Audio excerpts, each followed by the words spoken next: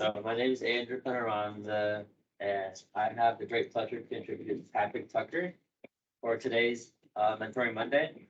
So Patrick Tucker has served as Register at CCSU since 2012. He previously served as the Register at Capital Community College in Hartford and taught part-time at Naugatuck Valley Community College in Waterbury. Here at Central, his areas of responsibility included overseeing student registration, academic records, degree audit, graduation, catalog/curriculum, and academic scheduling. He earned both his bachelor's and master's degree at the University of Hartford in communication. He also started working in higher education while at the University of Hartford as an undergraduate admissions tour guide and then as a graduate assistant. It's a long time ago. Wow. Thank you. Well, first of all, I really appreciate the invitation. I think this is the third time that we've done this now. So every year it gets a little better. This year there's pizza. So next year I look forward to a full buffet. Just kidding. I was on Tuesdays, we have tacos. we got to talk about Tuesday. Because, I remember last year we came over to the center and I walked over and it was a freezing cold day and I didn't bring a jacket. And I was freezing. And today I was walking over wearing a jacket, sweating. So same point of the year, but just what difference. Well, I appreciate the invitation. It's always nice. Maybe we can go around. Some of you I know we've corresponded before, but I would appreciate just maybe going around. And if you want to share your name, anything about you that might be interesting, your major program or your role here at the center, that would be really interesting for me to know. Okay, I'll start. So my name is Andrew. I'm a senior and my major is computer science. So, I'm Katie. I'm a graduate assistant and I'm here in the master's program for school. I'm Bella. I'm a senior here. I'm also a psychology major if you wish to learn counseling. excellent. I'm JoJo. I'm journalism major with media studies minor. Mainly want to get into like graphic design, social media content creating. I'm a student assistant here at the center. And she brought donuts. Yeah, That's excellent. My name is Colin. I'm a computer engineering technology major. My name is Iva. Dabble in PC deconstruction. I'm Yamale. I'm a freshman and I'm undecided. Okay. I'm Mary Ann. I'm the director. I'm a professor, and yes, I spend some time here. I'm a Sophia. I'm a freshman and is really young and UA university assistant. I'm Leilani. I'm a sophomore. I'm currently a sociology major, but I'm undergoing the process of changing my major to media studies. Appreciate that. Thank you. So this is an important time of the year, right? So we kicked off registration on Friday, open to graduate students. So for undergraduates, and some of you are seniors, so either today is the day or tomorrow is probably the day. So we will talk about that to make sure everybody knows what's going to happen. But particularly, same thing if you're a sophomore or a freshman, we'll make sure that you're on track. Who's seen their advisor already for the spring or has an appointment with their advisor? Okay, just about everybody. So, okay, that's good. A good start. So let's talk a little bit about advising and registration. We can talk a little bit about approaching graduation, some things to keep in mind. This is very formal, so please, if you have questions, we can have a discussion. And I think we have about 45 minutes together today. Is that about right? So we'll try to save some time at the end. We're actually the first student group on campus. I'm supposed to be showing people this, so don't tell me. But you're actually the first student group on campus that I'd like to give a little peek under the hood to a new tool that we're working on for schedule building and registration. We think students are going to love it. We think it's going to make the process of selecting courses, building schedules, working around work commitments, family commitments, other commitments that you might have. We think it's going to make that process a lot easier. So if we have some time at the end, I'd like to give a little sneak peek, get any feedback that you have. And then maybe down the road, if this is something that you guys are interested in helping me with, we could do a more focused, like a focus group or something like that, where we get you all on the computer. What lab. does everybody say? Yes, yes. Okay. I accept. Degree works is the thing from hell. So, you Well, know, that's not going away, so, but. if this helps, it would be really we- helpful. We will, well, I can't change that, but we'll get more pizza. I can commit to that. But we'll certainly, would appreciate your feedback. And, especially as we're thinking about rolling this out to students all across campus, it's always nice to have a focus group and get some good feedback while we are in the early stages of things. So, that's kind of the plan for our 45 minutes together. Let's see, do we have that? Can I just share? Or do I need to share there? You need to share. I need to share. It's the purple one. Share screen. Mhm. It's purple and blue. Share window. Right. Where is? Presentation, it's There we number go, two. PPT. Oh, Oh, there's there's All right, okay. Excellent. Always fun. And then over there to slideshow in the middle. Yeah, there we go. All right. So we'll talk a little bit about academic advising and registration. There's a few of those. We've been around for a couple semesters. There's a few changes this semester, but really for your role as students, really your responsibilities and things that you need to have in mind are much of that is pretty consistent. There's been some changes around advising and PINs, but I'm glad to see that most of you have already met with your advisor or have a meeting scheduled with your advisor. So let's talk. So we do want you to meet with your primary academic advisor. Start with registration. So again, everyone knows, does anyone not know who their advisor is or not know how to find their advisor? So your advisor is in Web Central, Banner Web. It's also in your degree evaluation as well too. So we are going down a path at Central where sometimes you might have two advisors assigned. Does anyone know if they have two advisors assigned? I see a couple of nods. Okay. So that's a model the university's expanding kind of a dual advising model. Typically, some majors and some programs are working with both a faculty member and a staff advisor. And it's really just more of a team approach. So that you as a student have access to a lot more resources. You know, you have a designated, instead of one advisor, you've got two folks you can talk to. One's always going to be your primary, right? So if you have two advisors assigned, one will be marked as your primary academic advisor. So that's really the person that we recommend you meet with for academic advising prior to registration. But you really have a whole team of folks. So some of you might have a second advisor assigned. Some of you might not. That's okay. There's still plenty of other resources at the university for advising, right? Whether that be the department chair, the department that you're in, whether it be any student can be assisted to one of our advising centers as well too. So there's lots of advising resources. And again, we're definitely transitioning into a model where more students are going to have more than one connection on campus with their. I think that's great, because there are lots of times when as an academic advisor, there are questions that I can't really answer. Right, especially when students are BSEDs or they're, right? So they have a foot in this program and a foot in that program and, right, matching. Absolutely. I mean, I think there's benefits to having multiple folks, right? So your faculty advisor who teaches in a program might know much more about the program than anybody else, right? And it may be in the best position to advise you about completing your program, elective choices, internship opportunities post-graduation. But if you're in kind of a situation where you have maybe a complex general education question, or you're thinking about switching into another major, some of our advisors in the advising centers work with all sorts of majors and all sorts of programs. So I just think it's really important to know that you have lots of resources at Central, whether you have one or two advisors assigned formally or you don't. There's many layers of resources available for you. Yeah. I think that's a good plan, because I know freshman year you get assigned a general advisor. Then after, is it the first year, or the first semester where you get switched to another advisor? Yeah, it varies a little bit by each program. Yeah, so I just know that like that transition kind of confuses students, so I think like the fact that they are getting two is pretty cool. Yeah, I think right. Is that the second one, the general advisor that you get assigned freshman year? Most students their freshman year are working with a staff advisor in the advising center. And at some point in time, there's a transition to a faculty advisor.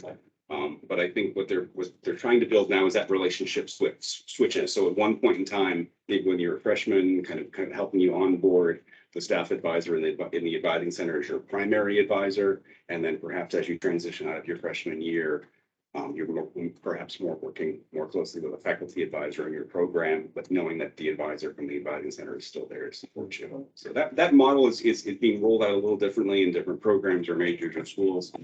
But I think it's just knowing that you have more folks kind of in your network of people to have connections with. And the other thing is, you know, that you all don't understand, if it's really important that you see your advisor during the academic year, because faculty aren't on contract in the summer. Faculty are technically not employed by the university in the summer. So even if I'm your advisor, right, if you email me in the center in the summer, I could very well be in Brazil because I have research to do or writing to do, and I physically can't meet with you. Not to mention, I don't get paid to do it in the summertime, but department chairs do, right? Absolutely. So it's really important to do it during the academic year. So, but anyway, just kind of to roll this back together, I'm glad that many of you have already made contact with your advisor or in process, which is great. I know there's mixed feelings about your degree evaluation in degree works. It's okay. It is certain. I will put a caveat around this, particularly with some programs in class. It is more challenging because they are more wide open with options. But anyone in the School of Business, anyone in the School of Engineering, Science and Technology, School of Education, so other programs that are more structured. It's Engineering. Yep, exactly. Well, one of the things about the BSEDs that I found is that, you know, if a student makes a mistake or we make a mistake, it takes people a lot longer to graduate. Right, and much more sequenced and yeah. Right. And that's one of the things too, because I know the university made a decision to remove advising pins for this cycle, right? Because there was some perceptions that was a barrier for allowing students to enroll. But in many cases, we strongly that a student should be meeting with their advisor, whether there's a pin or not. So again, those types of things are really important because making a turn or a wrong turn in one of those programs that is so sequenced, right, can really affect your ability to complete the program in 4 years or to meet a deadline or to be eligible to go into the upper division or professional program. So advising is absolutely critical. I know last year did you have Adina Elfont come visit this year? Yep. As well too? Yep. Okay. Yep. Hopefully we're saying similar things. But your degree evaluation in Web Central hopefully is a tool that you have access. It's something certainly to discuss with your advisor. You can look, of course, there are exceptions and there are things that might be unique circumstances that might not be reflected there. But it's a good place to start in terms of understanding what your program requirements are, both your general education, your major, your minor, any other additional requirements. If anyone's in the honors program, you'll have things like your honors programs requirements. It'll be a comprehensive list of all of your academic programs requirements. So that's a good place to start in terms of understanding what requirements you're satisfied, what requirements, are in progress, and what requirements are unmet. But really with those conversations with your advisor are most appropriate in terms of figuring out what are your next steps for all the things that you have unmet in your program or all the things that you have to complete in terms of sequencing what's the appropriate courses to be taking in an upcoming semester and what's going to make sure that you're on that track to complete your degree program in the shortest amount of time.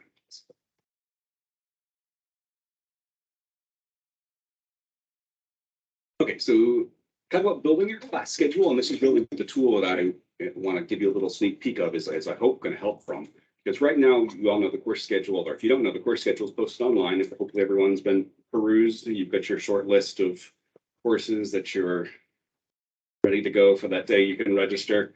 But really, the class schedule is posted online. We try to do that at least a couple weeks before advising starts, so you have time to look at it and review and make different options. It is kind of a manual process right now, right? If anyone is trying to put their class schedule together and make sure things don't conflict or make sure it works around any commitments you have about work or athletics or anything else, So the new tool that I'm going to show you, I think it's going to help with that process. And then your registration start time. So we do open it up based upon your number of earned credit hours. And this is something that a lot of students get confused with because earned hours means completed, right? So any courses that you currently have in progress this fall semester are not included in that count. And so this would be how many credits that you have completed. So for seniors, you probably got more credits completed than a junior, a freshman, or a sophomore. This is your first semester. When you don't have any transfer credits, you might have 0 credits completed. That's okay, but you would register with the freshman.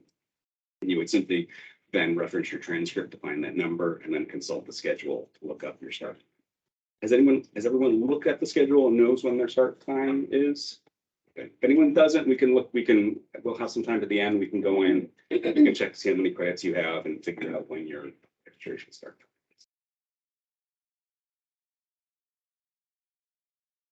And there's a lot of questions, so I'm going to transition here away from kind of advising and registration. Before we do, are there any questions or concerns that you have about this cycle or things that you have to do or? So I can find my PIN on my degree evaluation. So pins are not required. Not at all. Correct. So it's not going to prompt you for it. So before, when a student would log in to register, the first thing that we would check for is to make sure that it's at your right time, right? Based on the number of credit hours that you've earned. And the second thing that it would check for was that it's going to prompt you to enter that PIN number that you obtained from your advisor. So that's the change this semester. That piece is no longer required. Good question. Other advising or registration related questions? Yes. Someone mentioned there was an introduction that I'm going to be changing my major. I haven't handed in the paperwork yet, Mhm. but I'm in process of doing that.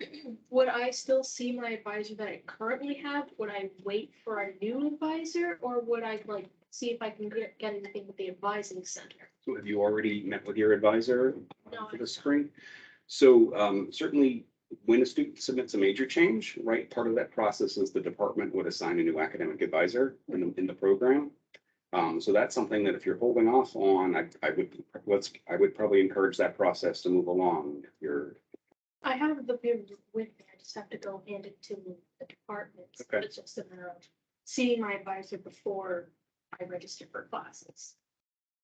So you're registering your freshman, is that right? I'm a sophomore. You're a sophomore, so you got a little bit of time to take care of that. So my recommendation would be if you know you're definitely going to be transitioning to a new program, it would be worth your while to meet with an advisor in the new program that you're transferring into. So I would try to move that, change it in your paperwork today, put it on today's to-do list, right? Because at that point, the department should then assign you a new advisor so you can set up an appointment and register on schedule.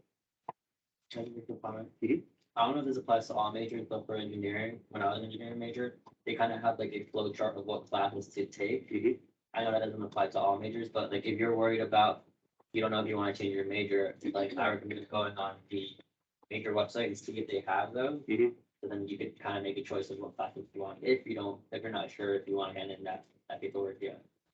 I know those flowcharts that you're talking about. Sometimes I feel like I need a PhD to read them. But for programs like that, though, right, for technical programs or things where there are certification requirements or licensure requirements, that sequence, or exactly, or prereqs, that sequencing is so important. Other programs, there maybe are some milestones that are really important for sequencing, but there's more on. So, And the what if option on the degree evaluation. But it's always important to look at the unrestricted free elections or unrestricted free electives. Because sometimes you see mistakes down there that an advisor or somebody in the registrar's office can fix.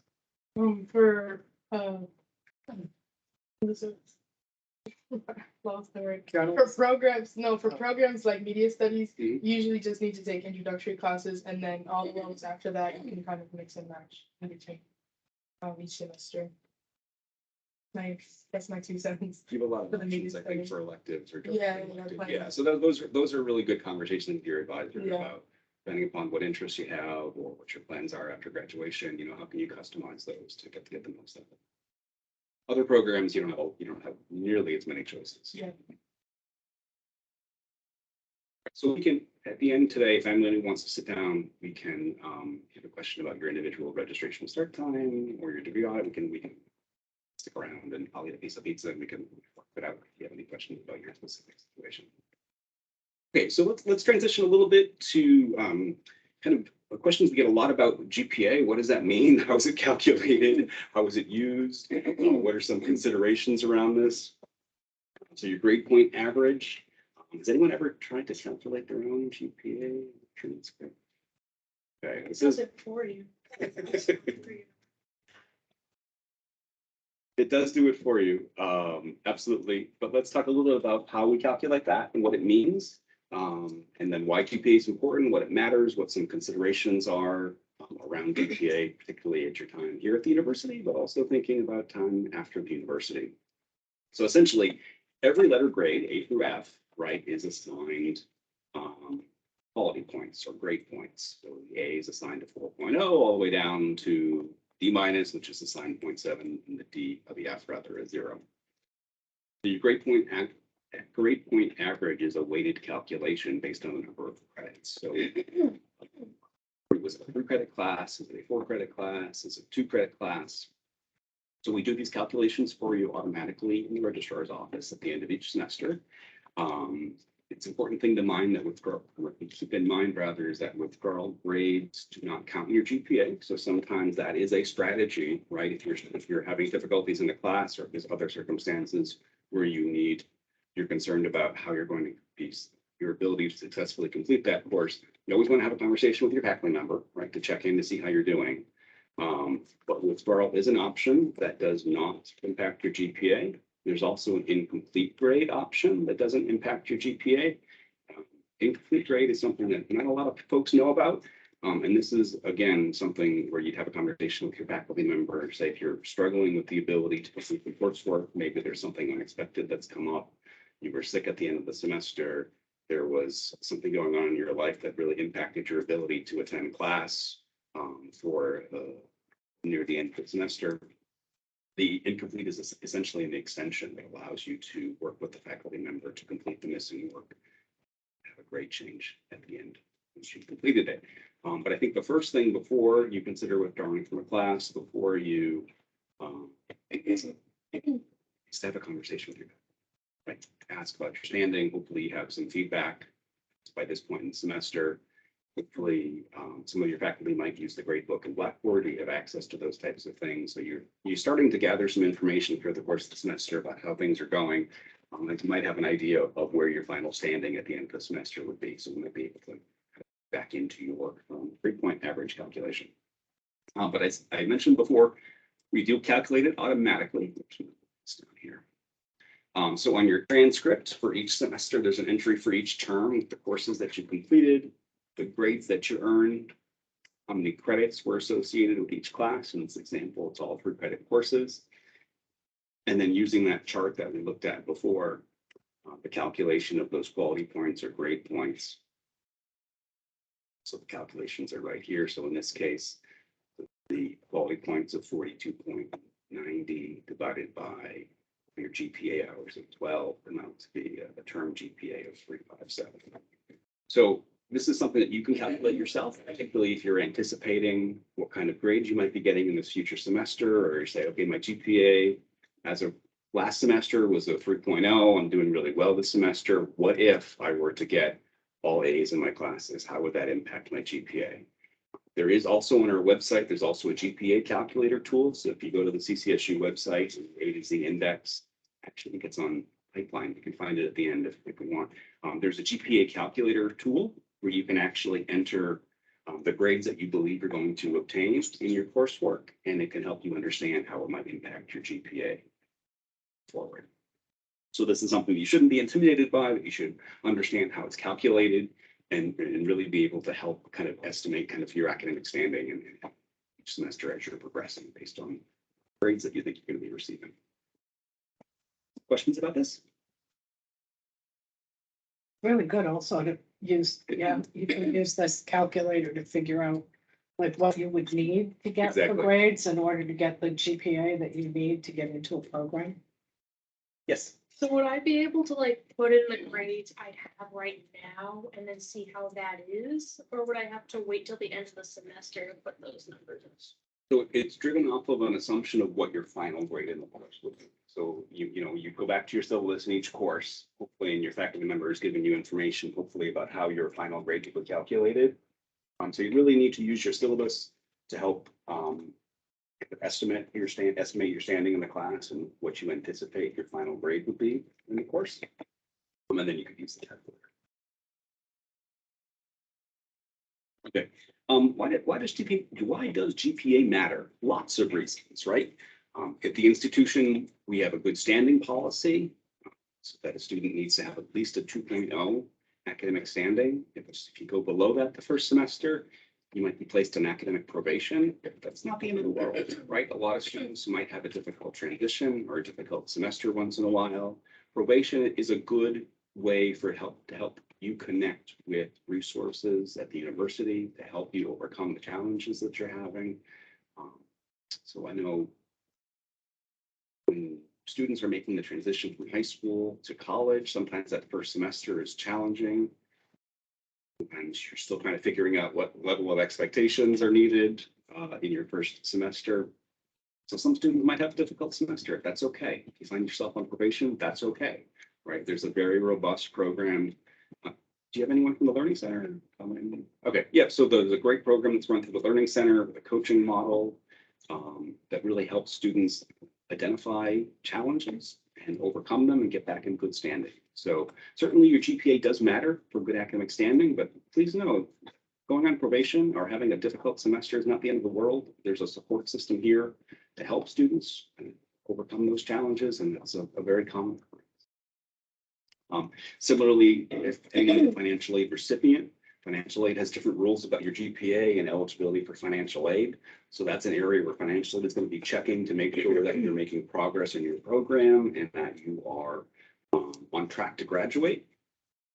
All sorts of good things, scholarships that are administered by the university or outside might be looking at your GPA. Every semester we do Dean's Lists and President's List recognitions. So these are students who have a 3.5 GPA or a perfect 4.0 GPA to have a special recognition through Dean's List or the President's List.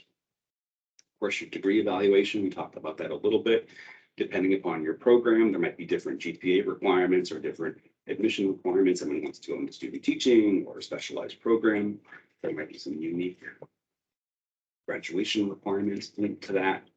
Other honors. Certainly your GPA is on your official transcript, right? So that is a big piece of your official record at the university.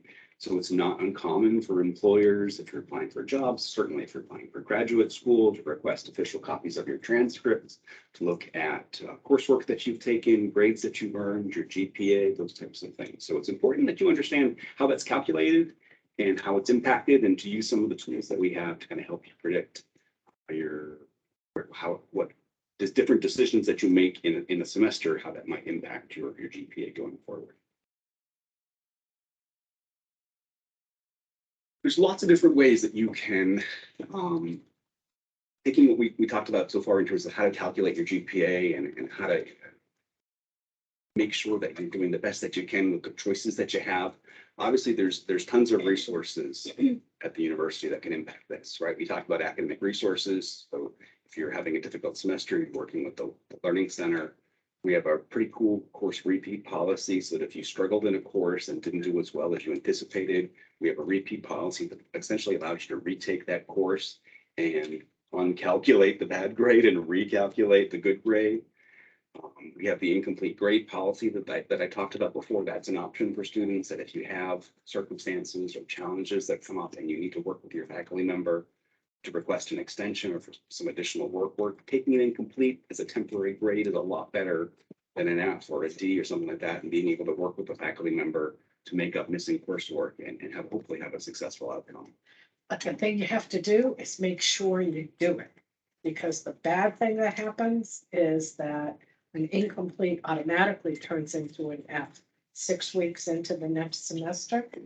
And so the faculty member can, if they're willing, can always take late work and change the grade if you submit it afterwards. But if you don't submit it at all, it stays an F. So if you might get a C in a class, but you know, needed to make up some stuff so that you could get an A, it's better to just take the grade then. Because if you take the incomplete, I see it all the time. Students don't You have to be fully committed to resolving the remaining. resolving the remaining work. Absolutely. Or else it turns into an F, which is really, and then you forget all about it. And, Yeah, I think these are conversations, right? Whether we talk about whether you're considering repeating a class, whether you're considering withdrawing from a class, whether you're considering requesting an incomplete, those are all great conversations to have with your faculty. Right? They're really in the best position to help guide you through what the appropriate option might be for your circumstances or how you're doing in the course of one. Right? Winter or summer enrollment, right? Sometimes there's a great opportunity to enroll in a winter or summer course. The downside of that is that the sessions are very condensed. Anyone taking a winter class, summer classes? Okay, how long were your summer classes? 5 weeks.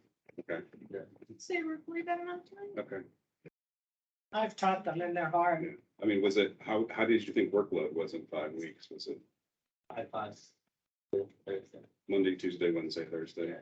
Okay. That's my So you were in class a lot. And they were like 2-hour classes because they were Everything's smushed into 5 weeks. It was like 4 days a week, and then it was like a couple hours. Cause I know my writing class is like 3 hours Mhm. in a single day, 4 times a week, I think. It's a very intensive. Right. class, Yeah. And they're very hard to teach because it's hard to find the time to do all the reading, for example, and writing you would do for a class in half the time. So you have to think, if it's 3 hours or 2 hours per hour of in-class time over the regular semester, it's double that. And triple in the, I've Winter never is- tried to teach a winter winter's tough. class. Two I and a have half weeks. no idea how you would do that. So it's going into it, kind of weighing the pros and cons, right? Knowing that if you're going to take a short winter or summer class, you need to really be able to fully commit yourself to a pretty significant workload in a very short period of time. So again, it could be used as an opportunity to repeat a class or to get ahead or cross something off your list of unmet requirements, but you have to go into it with the right mindset that it's going to be a very significant commitment. Okay. I want to be mindful of time, so I'd like to just transition a little bit. Make sure I can do this. Just going to do this a little bit. Sure you want this mixture. Okay. Okay. I would like to show you this new tool called College Scheduler that we're working on. Like I said, you're the first group. Go back to the window and share the right window. Okay.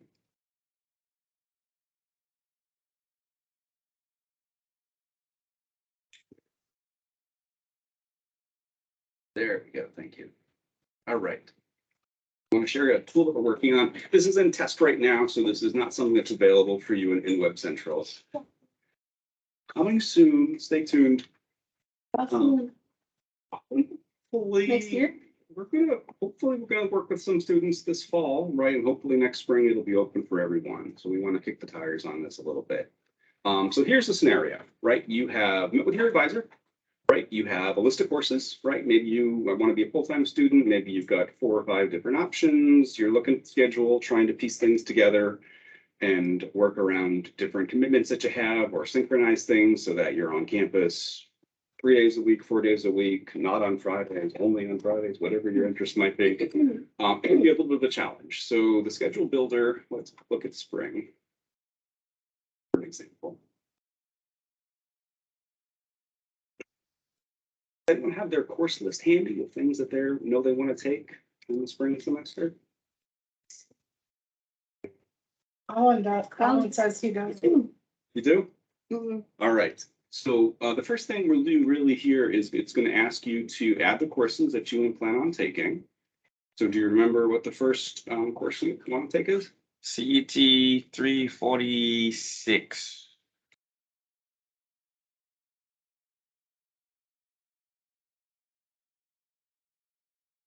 Add that course, so it shows up the description, prerequisites, we'll add that course to our list. Okay, and what's the next one? Same CET. I have 3 CET courses. Okay. Let's see. 363. Circuits. 363. 363, sorry. Circuits. And add that course to our list, and then was another CET one? Another CET one. Okay, It's a 200 course. 240. Oh, 243. 243, okay. Just like Amazon. Add the course, there we go, okay. And the last one is Chem 161. Yeah, that's a heavy schedule. It's gonna be a busy semester. Do you do the lab? Not doing the lab, Okay, thankfully. for the purposes of this example, let's pretend that you were also taking the lab. Okay. So we've got our course list. These are the 5 courses that you want to enroll in the spring semester. Do you have other commitments that you need to work around, work schedules, family commitments, anything like that? Work here, 1 Okay, hour at least. okay, so let's say you work. Let's make up you work Tuesdays and Thursdays from 8 a.m. to 11 a.m. Let's just use that as an example. Right, so we've got kind of all the things that we want to enroll in for courses. We have to work around our breaks. This could be athletic practice, this could be family commitments, this could be work, this could be other things. So the next step would be to generate possible schedules. So this will take all of the courses that you intend to enroll in and generate different options for you that take into consideration your breaks or your commitments that you have to work around, such as your work schedule. We're in a test database, so this is going to work a little slow just because it's not the primary way of looking at this. So Patrick, I would just suggest if it's possible to rename breaks, something like breaks and commitments. Because students are gonna assume that break is like lunch or something, right? Yeah. I agree, like commitments or appointments, so you. Commitment stand, commitment or, because they'll misinterpret. Work and Good feedback. commitments. So what it's done is generated, there's 9 possible ways that you can Wow. complete those courses, right? So you can hover over each. It's going to show you quickly what that schedule looks like, Ugh.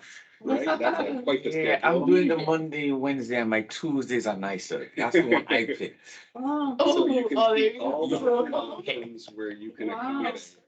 Wow. I'm gonna do my best to mouse around the side here. If only, Oh, I have learned to accept the late spring courses so I can enjoy my long weekend. So you have 2 that you like, you can visually kind of see how your schedule Oh, plans out. so You can 8 a.m. offer- is work, right? No. That's your- Yeah, yeah, that's yeah. Right.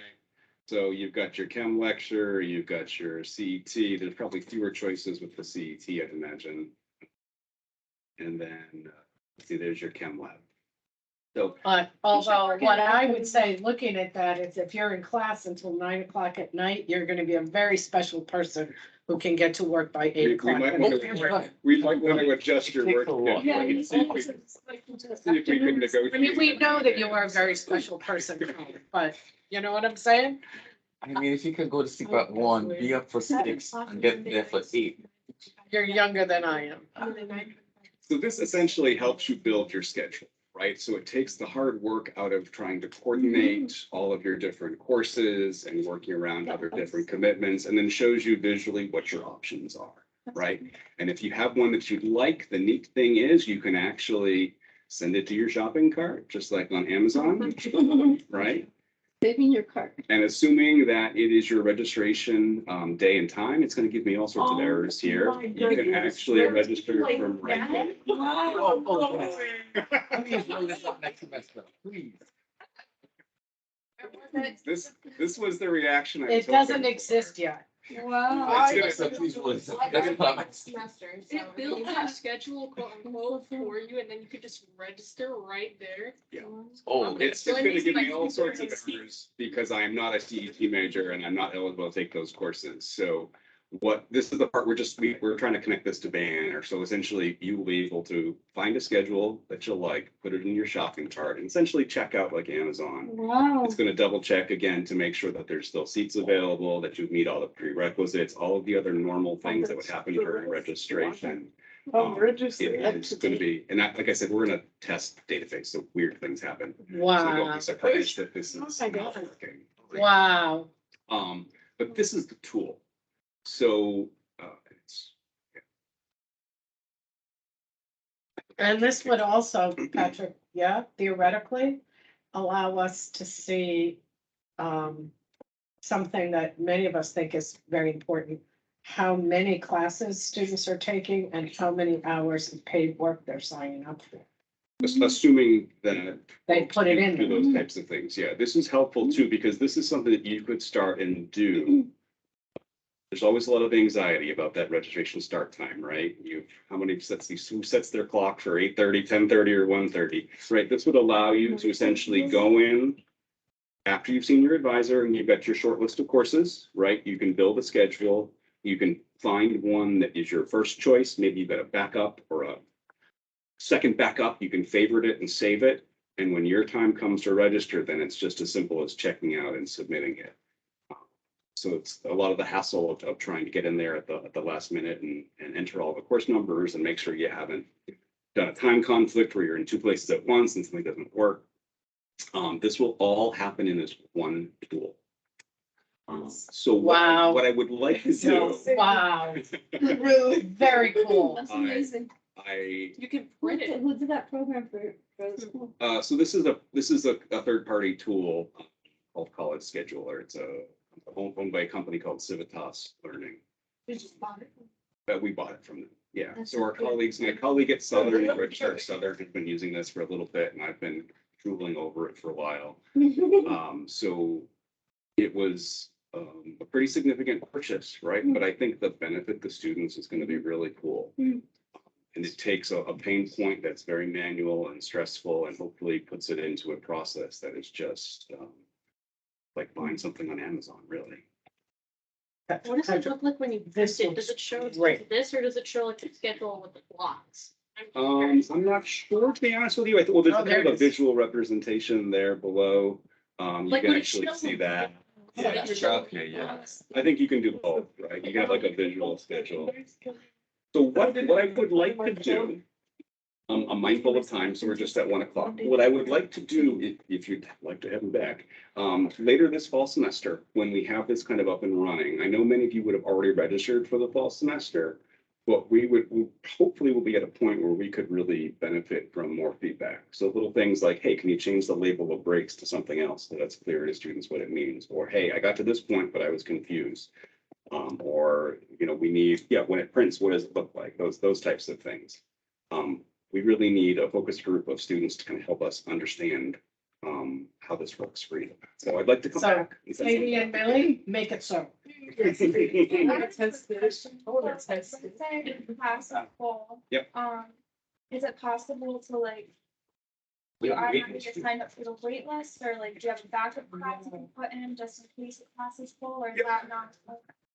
So right now, the search that we're looking is with the criteria that we have defaulted to is open courses or courses that have a waitlist option. So when you go to checkout, essentially in your shopping cart, if the course is closed, right, if something happened between now and then, it'll offer you the option to go on the waitlist. If one exists, the waitlist is not universally used in all departments. And you can always come back to the schedule. And let's say, you couldn't get into one that you want, you could always go in and remove this course here. Let's remove chemistry and let's go in and add a different course. So you can always go back in and make adjustments there. So, for things like general education, if you might know, My instructor, that's really if your good. advisor says, hey, you need to make sure you take a study area 1 course this fall semester. And if your program doesn't matter, some programs, it doesn't matter which study area 1 you take, right? Okay, that's fine. So we want to do a study area 1 course. And it'll show you all the different options that will satisfy that requirement. So you can go in based on if you know your courses, if you know what graduation area, like attribute that you need to satisfy, if you have a faculty member that you want to try to make sure you are specifically looking for their section of the course. Or if you're old school and you know the 5-digit CRN, we can still help you that way. I will not memorize that. Are you able to like multi-click subjects? Cause I know in the current registration, it like, you click on one, press shift and it'll highlight all of Right. them. So would you be able to like multi-click individual subjects like In, that? like when you're doing a lookup, Yeah. I think in this So you can see, environment, like, you a have to whole- you have to do it one course at a time. Yeah. Let me take a step back. This doesn't replace the full course schedule. Yeah, Right, yeah. so there's not a way in here where you can kind of peruse around everything. Mhm. If you're gonna go into this tool, it's an assumption that you've already met with your advisor, you kind of already have your short list of courses that you know you want to take. But there's a, you can click on things, it'll generate, it'll pull things like course description. So if you're still trying to do some research and you want to click around, you can do a little bit of research there. Cause you have to do multiple. Will clicks. faculty have access to this? Or will the student have to go? Because it's an administrative tool that connects to registration, it's going to be on each student ID. You had a question? Do you have a question?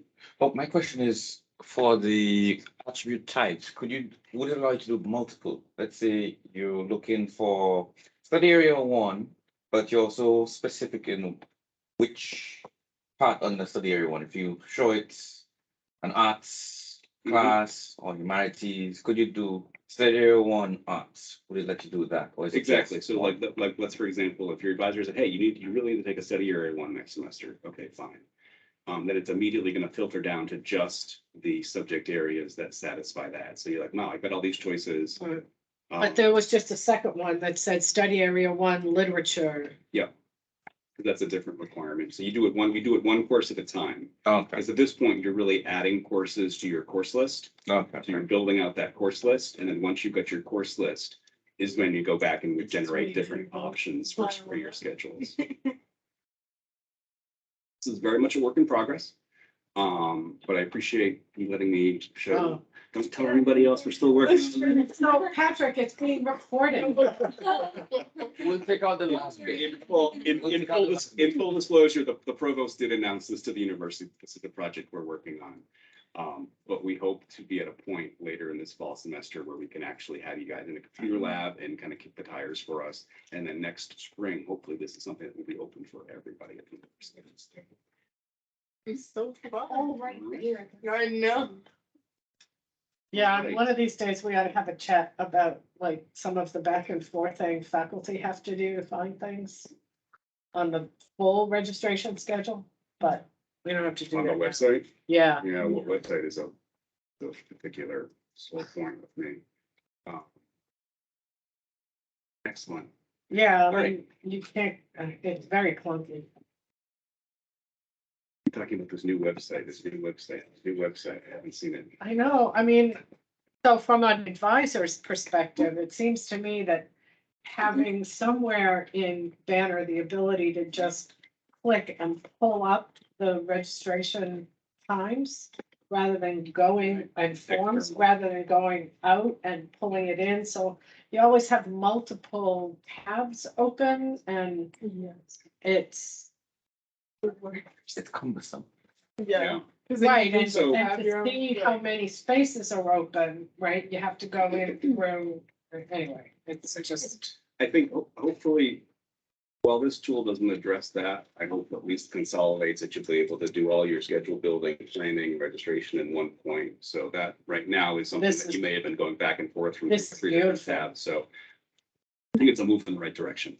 Yeah, So we'll connect then in a couple weeks when we're ready to set something up. We'll maybe get a computer lab, get you guys all special logins as our focus group and kick the tires a little bit. yeah. So, Katie, I think that means we want the registrar on mentoring Mondays again for the spring, right? Because if they're introducing something new. We can do it like, that's a good idea, because then we can do the lab. Maybe we use those computers and the one in there.